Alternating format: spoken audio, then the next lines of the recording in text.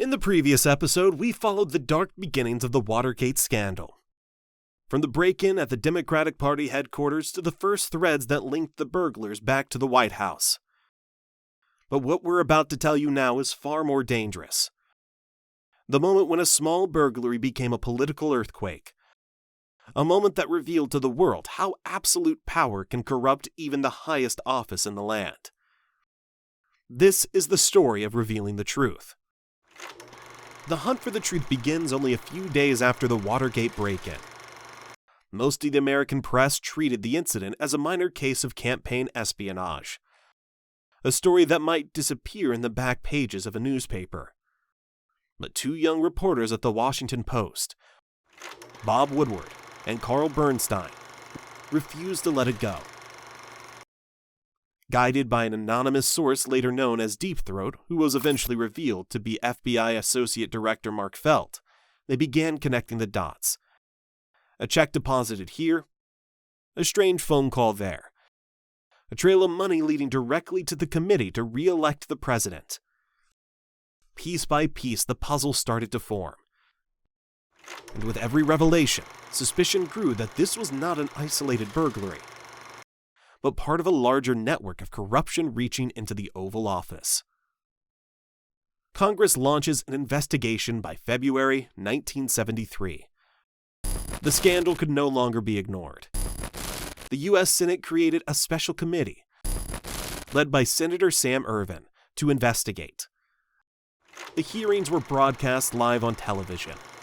For the first time in American history, millions of citizens could sit in their living rooms and watch their government be questioned. Day after day, it was riveting television. Viewers could see the nervous witnesses, hear their hesitant voices, and witness in real time as small cracks opened in the walls of secrecy around President Nixon.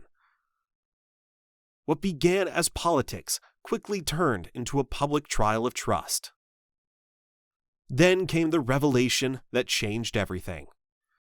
A former White House aide testified that President Nixon had secretly installed a voice-activated taping system in the Oval Office.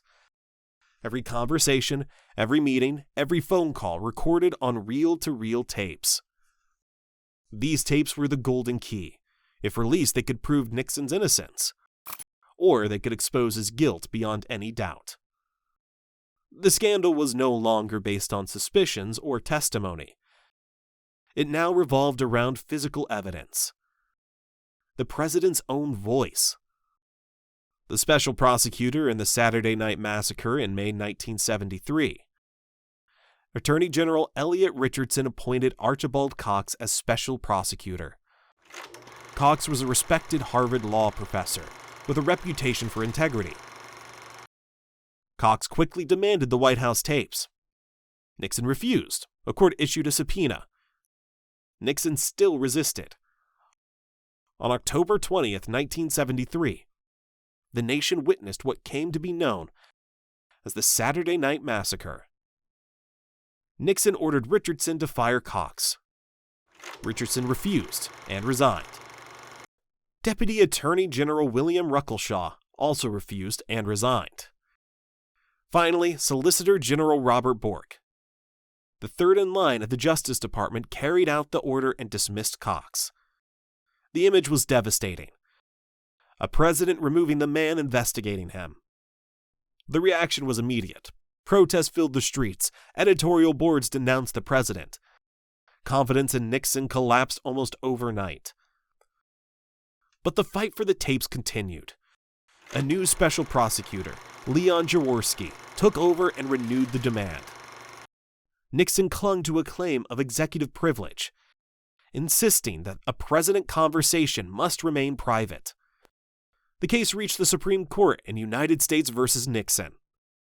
On July 24, 1974, the court delivered a unanimous decision. The president must comply. Executive privilege was not absolute. No one, not even the president, who was above the law. It was a turning point in American history. Soon after, the tapes were released.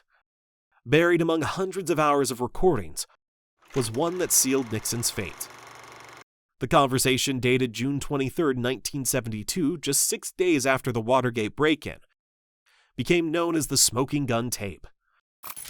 On it, Nixon could be heard instructing his aides to use the CIA to block the FBI investigation. It was clear evidence that President Nixon himself was directing the cover-up. When the tape became public, Nixon's last defender in Congress abandoned him. Even senior Republicans who had stood by him for years admitted the evidence was undeniable. By early August 1974, congressional leaders informed Nixon that impeachment in the House was certain, and conviction in the Senate was inevitable. With no path forward, Nixon made his choice. On the evening of August 8, 1974, he addressed the nation from the Oval Office. His words were heavy, almost broken. "I have never been a quitter, but as president, I must put the interest of America first. Therefore, I shall resign the presidency effective at noon tomorrow." The next day, Richard Nixon boarded the presidential helicopter for the last time. He became the first and only president to resign from office. Watergate was not the fall of a president. It was a national reckoning. It showed that investigative journalism could expose the deepest secrets of power. It proved that the institutions of democracy, courts, Congress, and press, could hold the most powerful man accountable. The truth had been revealed. The masks had fallen. And though Nixon was gone, the legacy of Watergate would continue to shape American politics, journalism, and public trust for decades to come.